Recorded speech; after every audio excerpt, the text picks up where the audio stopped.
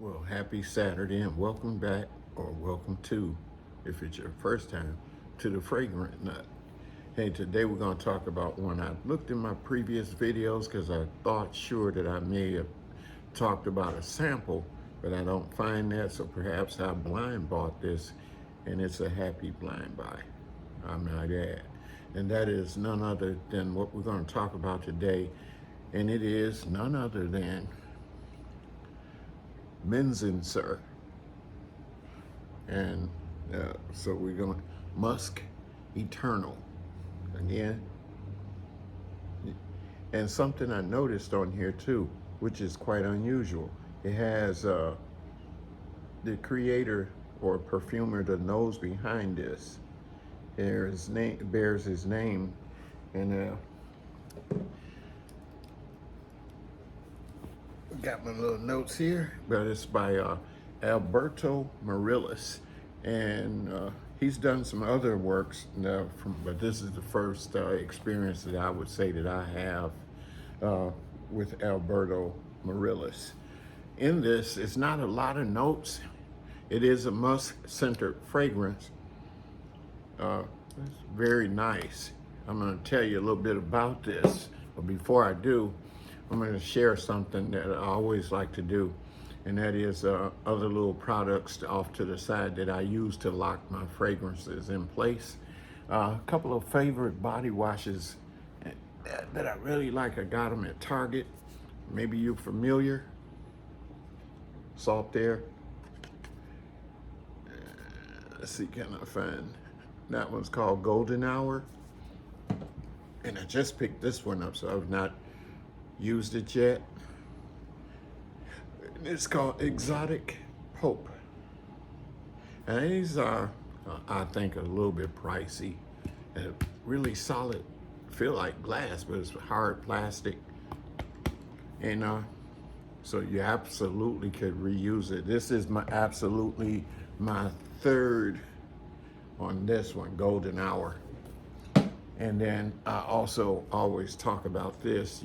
And by the way, I got those at Target.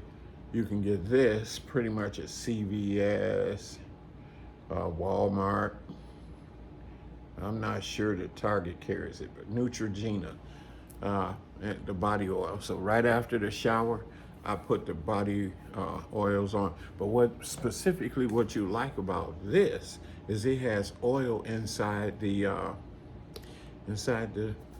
body wash. It's a wonderful feel too, wonderful smell. But now let's get back to what you came for. So, and then there's an emblem on top, has a little gold plate.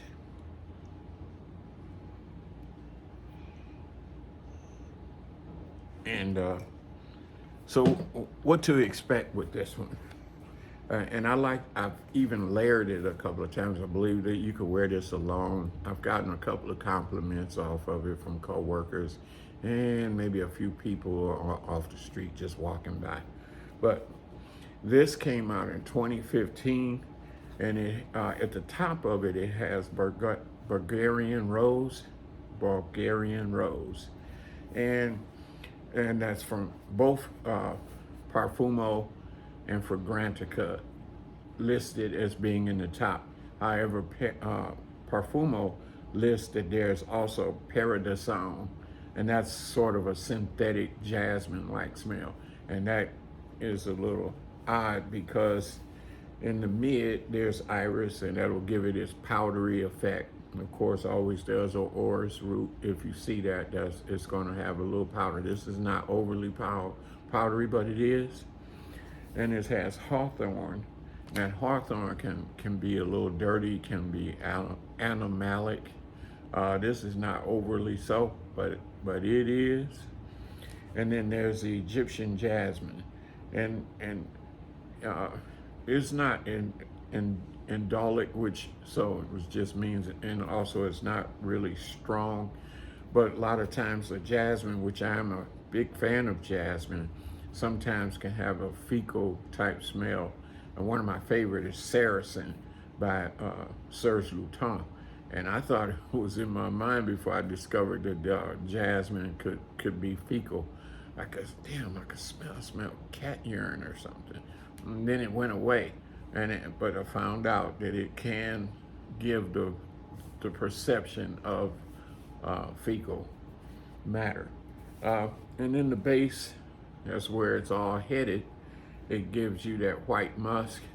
And then there's tonka bean. Now, in my studies of the tonka bean, which I'm a big fan of, and one of my favorite is Guerlain Tonka Imperial. Most, from what I'm finding, if you like tonka bean, which has an almondy smell, it'll either have 1 to 3% coumarin, and then if it's a tonka absolute, it could possibly be even more, 90% coumarin, which will give it a green type smell. And then the more, I guess, the more percentage of that coumarin, then here comes the almondy type smell. To me, it's almost like vanilla type smell. I believe they quite closely related. But this here, and it has a pretty nice spray.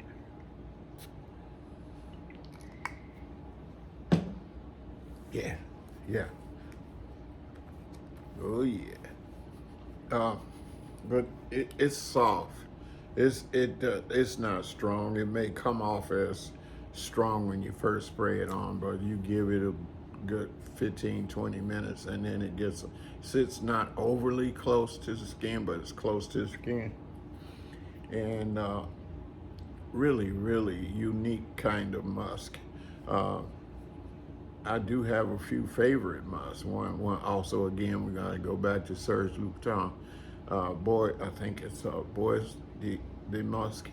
Also, there's a couple of other musks. I've been lately wanting to pull the trigger on a lot of the musk fragrances. I'm back at that again.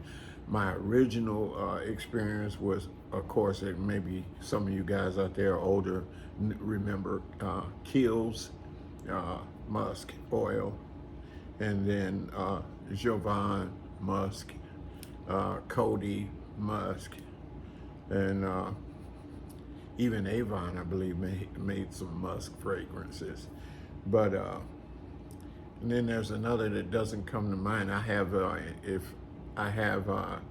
in the cabinet, I bought a musk lotion, and I really may go to Lucky Scent and pull the trigger on the actual spray. But they now have eau de parfum, and I believe they have just a regular, and then they may have something they call Musk Gold. But by the way, I got this at fragrantnet.com. That's where I pulled the trigger on this. So this just actually turned out to be a blind buy, because I can't find that I ever sampled, but I thought I did. And then I pulled the trigger, but I'm not upset about it. I wish I could remember what it costs. I believe it's in the $200 range, maybe, perhaps. I got it a little cheaper because they offer a coupon or something, and I normally don't do that. I normally just pull the trigger, but hey, if I can catch a deal these days, the way things are now, hey, let's not get taken advantage of. Let's take it when we can get a good deal. Let's get it. Anyway, that's all I have for you right now. Thanks for stopping by, listening to this fragrant nut rant on about the things we love. Hey, like, share, subscribe. Hey, let me know what musk fragrances perhaps you've tried that I didn't mention in this video. I can get my nose on it. Let's see if we like the same things. Anyway, happy Saturday, and it's raining here in St. Louis. Anyway, take care. Bye.